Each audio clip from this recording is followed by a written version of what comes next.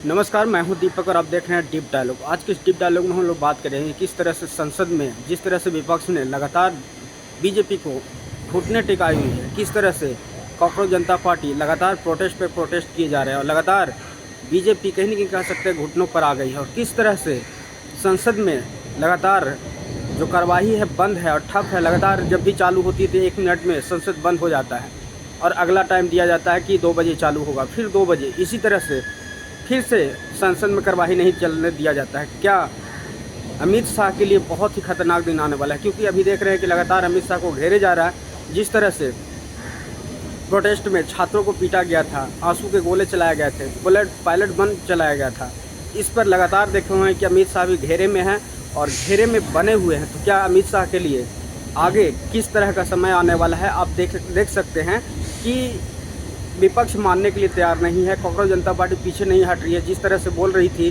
कि जो छात्रों पर एफआईआर हुए थे उस एफआईआर को कैंसिल किया जाए, विड्रॉल किया जाए।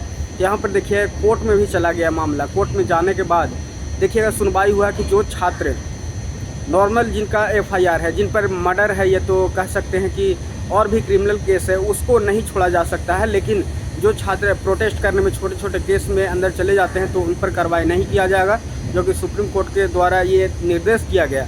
और कहीं नहीं कह सकते हैं कि इसमें भी कॉकरोच जनता पार्टी जीत गई है और जीतने के बाद जो छात्र का मजबूती है, जो कॉकरोच जनता पार्टी मजबूत हुई है, इससे अभी देखें कि झारखंड में भी अभिजीत दीप के जाकर के प्रोटेस्ट में शामिल हो रहे हैं और अलग अलग राज्यों में छात्रों का जो कह सकते हैं कि प्रॉब्लम है उसको उठाने में आगे बढ़ रहे हैं। तो इसी तरह से अभी अमित शाह का जिस तरह से प्रॉब्लम चल रहा है, इससे लगातार देखने को मिल रहा है कि अमित शाह घेरे में है और आगे चल करके अमित शाह के लिए कह सकते हैं कि बहुत बुरा दिन आने वाला है। क्योंकि अगर अमित शाह पर इस तरह से आवाज़ उठता रहा है और गर्मी जिस तरह से माहौल देख रहे हैं इंडिया का, और जो छात्रों का गुस्सा है अमित शाह के लिए और शिक्षा व्यवस्था के लिए, इसको लेकर के लगातार छात्र आगे आ रहे हैं और लगातार बने हुए हैं। और जो प्रेशर सरकार के ऊपर होना चाहिए वो प्रेशर विपक्ष भी दे रही है और कॉकरोच जनता पार्टी भी दे रही है।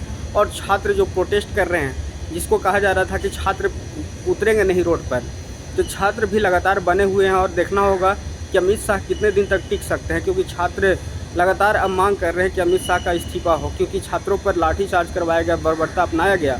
जिस तरह से उससे लगता है कि बहुत ही मतलब कह सकते हैं कि भारतीय संविधान में जिस तरह से प्रोटेस्ट करने का एक अधिकार है, उसको कहीं न कहीं कह सकते हैं उल्लंघन किया गया है। तो इस पर कहीं न कहीं कह सकते हैं कि एक बहुत बड़ा मुद्दा हो गया कि संविधान जो कि है, संविधान को साइड में रख करके जो रूल लागू कर रहे थे हमारे देश में जो सत्ताधारी हैं, उनको कहीं न कहीं बहुत महंगा पड़ने वाला है। और